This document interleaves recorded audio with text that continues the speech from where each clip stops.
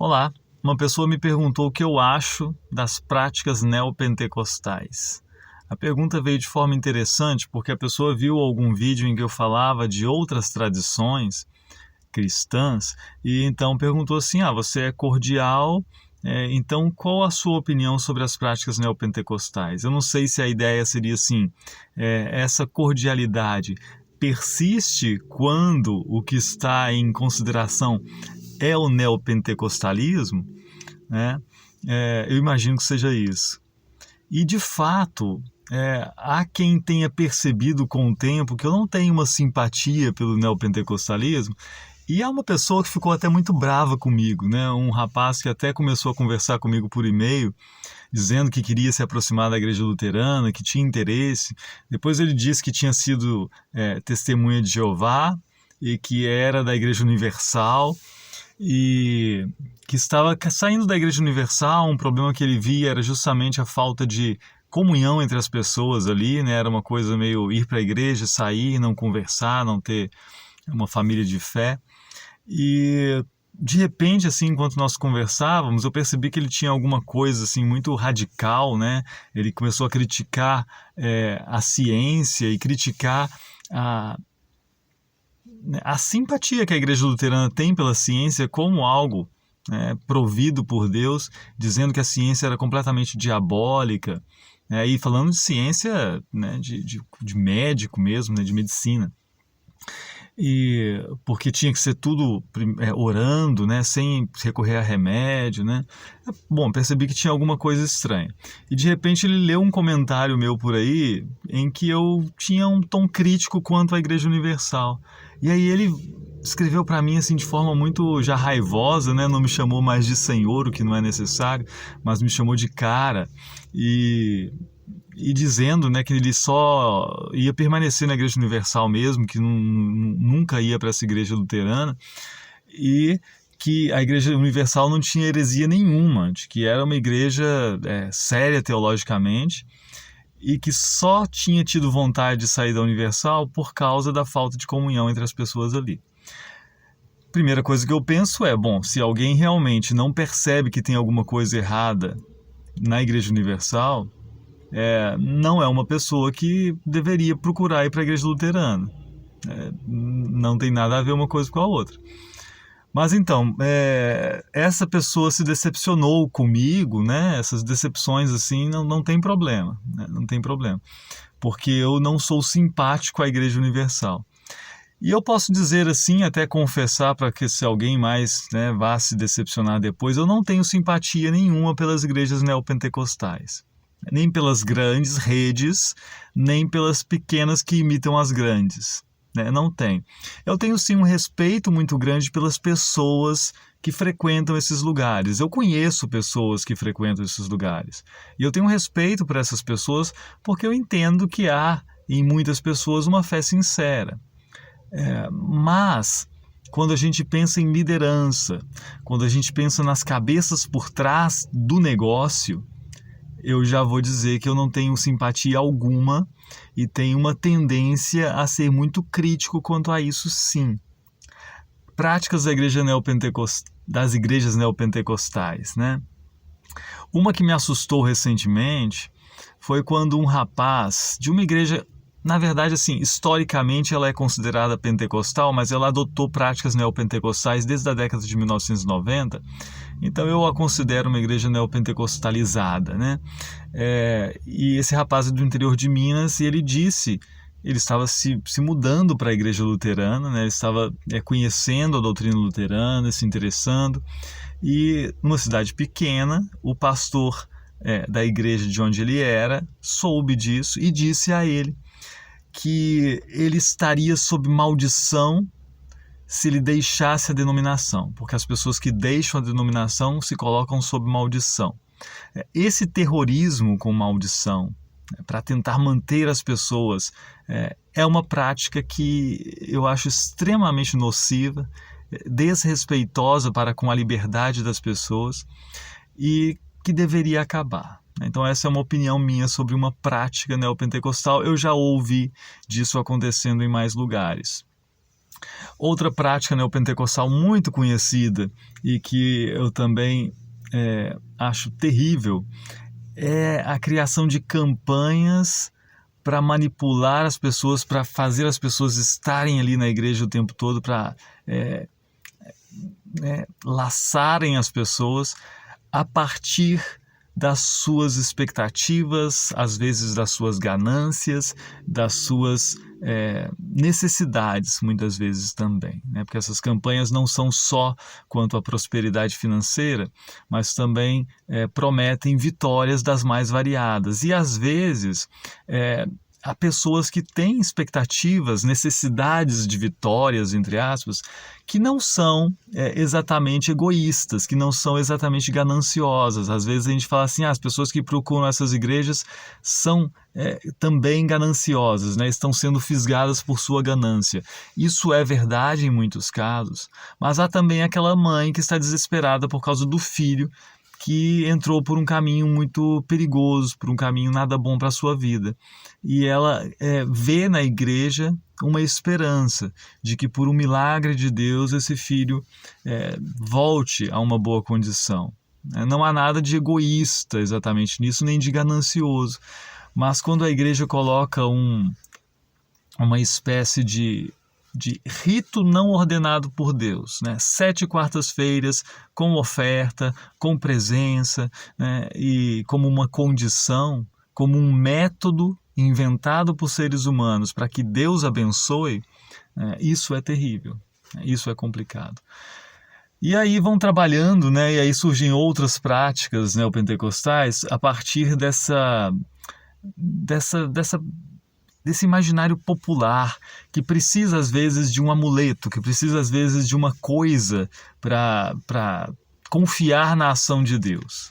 Sendo que não é assim que as coisas funcionam, não é disso que nós precisamos. Nós precisamos da palavra chegando ao coração para que nós confiemos. E aí você começa a inventar coisas, a se vender na igreja para que as pessoas confiem na efetividade e na realidade da ação de Deus. Um sabonete ungido, né? Uma água assim, uma coisa assada. E aí vai, né? Temos um problema nisso também, e a fé começa a se mercantilizar, né? Essa é outra prática neopentecostal que merece crítica. Outra tendência ainda que surgiu e foi muito abraçada pelos neopentecostais é uma certa judaização da igreja, muito irrefletida muitas vezes, mas parece que assim a igreja tem uma necessidade de símbolos, uma necessidade de ter algo nesse sentido, e criou uma aversão muito grande a tudo que parecia católico. Então eu não quero nada disso, então com o tempo isso foi substituído, ou na verdade, o espaço deixado pela negação disso foi substituído por um outro simbolismo, né? Por um outro conjunto de símbolos e imagens. E aí fizeram um monstrengo a partir de uma concepção do que é judaico, que é atual e marcada por um judaísmo tardio, por um judaísmo mesmo, né? que é pós-cristão. E aprenderam dali um monte de coisas, né, que não precisavam ter sido aprendidas. E deixaram de lado, né, o que a igreja cristã vem ensinando, o que a igreja cristã vem cultivando, para colocar em lugar algo que supostamente faz com que eles estejam mais próximos do que era a igreja no século I. Eu digo supostamente mesmo porque, como eu disse, isso é uma apropriação irrefletida e pouco fundamentada em conhecimento, mas muito fundamentada nessa expectativa de causar nas pessoas admiração, causar nas pessoas gastos e uma adesão mais sólida, porque um problema que as igrejas neopentecostais têm é o giro de fiéis, né? As pessoas não costumam permanecer tanto tempo numa denominação. Quando a coisa não funciona tanto aqui, elas migram para outra. Ou quando outra denominação surge com um apelo um pouco mais veemente e com uma oferta um pouco mais interessante, as pessoas mudam, né? Eu vou para a Universal, vou para a Mundial, vou para a Graça, mas ali funciona, abriu outra aqui. Então as pessoas ficam migrando de uma para outra. São práticas neopentecostais que eu considero complicadíssimas. E há aquelas que são mais presentes em uma ou outra denominação, mas em geral, né, essa ideia de que da doutrina da prosperidade, da suposta teologia da prosperidade como um todo, ela é terrível, acho que eu falei disso em algum vídeo já, e ela é perversa. Eu não acho que ela seja um erro teológico, eu acho que ela é uma perversão teológica, com finalidade perversa mesmo. A ideia de determinar para Deus as coisas e de ganhar as coisas de Deus na base da determinação, né, como se Deus tivesse obrigação de fazer alguma coisa por causa do sacrifício de Cristo, é uma incompreensão da graça de Deus, uma incompreensão do amor de Deus e uma incompreensão da obra de Cristo em nosso favor. Que mais? Eu não me lembro mais de muita coisa das igrejas neopentecostais, eu não acompanho isso muito, acaba que eu fico sabendo de coisas a partir de pessoas que estavam nesse meio e me falam, e conversam comigo, mas eu não tenho assim nunca frequentei lugares assim. Eu acho que eu nunca entrei num lugar assim, assisti alguma coisa pela televisão, né? Uma coisa que se pode criticar é o uso das escrituras mesmo, né? Que é um uso das escrituras meio que como um instrumento para fazer a igreja prosperar nos seus propósitos que não são aqueles das escrituras. Um uso muito recortado do texto bíblico, pouco se considera o todo das escrituras, né? Sempre se foca numa passagem, numa expressão que contribua para aquela ideia, geralmente de uma teologia da prosperidade ou de algo mais particular daquela denominação. Muito uso do Antigo Testamento de forma não cristocêntrica, muito uso das escrituras como um todo de forma não evangélica, mas legalista. E interesseira, né? Para sustentar essa teologia que é muito fundamentada numa ideia de recompensa, né? De atitude correta e recompensa. Isso faz o quê? Faz com que muitas pessoas que estejam envolvidas nesse meio neopentecostal precisem ser evangelizadas. Embora falem o nome de Jesus, embora participem de reuniões supostamente cristãs, embora participem de ritos, alguns deles cristãos, pelo menos na forma, essas pessoas não entenderam o Evangelho de Jesus, não ouviram o Evangelho na sua simplicidade e sem esses outros interesses que vão colocando obstáculos para a compreensão da verdade, né? Então, eu acho que sim, pessoas neopentecostais, muitas delas precisam ser evangelizadas.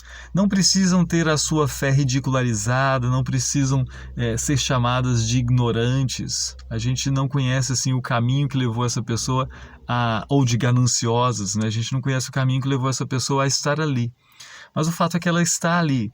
E muito possivelmente ela não está ciente da mensagem do Evangelho como deveria.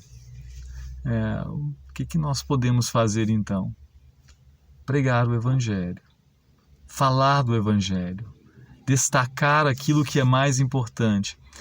É claro que muitas dessas pessoas não vão nos escutar porque acham que já sabem de tudo e acham inclusive que podem nos ensinar para que nós sejamos daqueles também que conseguem manipular a presença de Deus, manipular a ação de Deus de forma mais efetiva. Mas talvez nisso também seja um momento de tentarmos mostrar para essas pessoas: não é esse o meu interesse, né? Não é isso que eu quero com Deus, não é esse o meu lugar diante de Deus. Não é comprar esse objeto que vende na loja ali, né? Um leão assim, uma menorá, para pôr na minha casa, para isso atrair alguma coisa, para isso me abençoar o ambiente. Não é isso que eu busco. Não é isso que eu aprendi de Jesus. Isso a gente pode dizer para essas pessoas. Mas o que é a fé cristã para você então? O que é se não é isso? Olha, é algo bem diferente.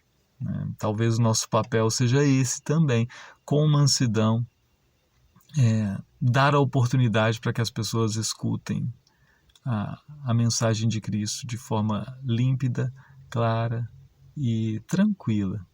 Num mundo de tanta disputa. Esse é outro problema, né? Os neopentecostais entraram numa disputa como de rede de loja de eletrodomésticos, de farmácia, né? Então eles estão com essa mentalidade muito grande de comércio mesmo, né? E de disputa de mercado. Nós simplesmente não podemos entrar nessa. Nós não podemos entrar na ideia de que nós somos um grupo no mercado da fé. Por mais que não fazer isso nos deixe atrás nas estratégias de marketing, não tem problema. Melhor permanecer na integridade do que nós somos, é muito melhor do que arriscarmos, comprometermos, se não o cerne da nossa mensagem, a aparência do que nós somos, por causa de uma disputa que não é nossa. Nós não estamos aqui para isso. Nós estamos aqui para testemunhar. Eu falei muito e talvez não tenha me organizado devidamente para falar do neopentecostalismo, mas é isso que eu queria dizer. Deus abençoe a sua vida. Se você é neopentecostal, talvez seja uma oportunidade, mesmo que tenha ficado assim um pouco raivoso por causa dessas palavras, para repensar alguma coisa e para meditar sobre o caminho que você tem tomado, né? E que Deus nos abençoe. Bênção do Senhor Jesus e até a próxima.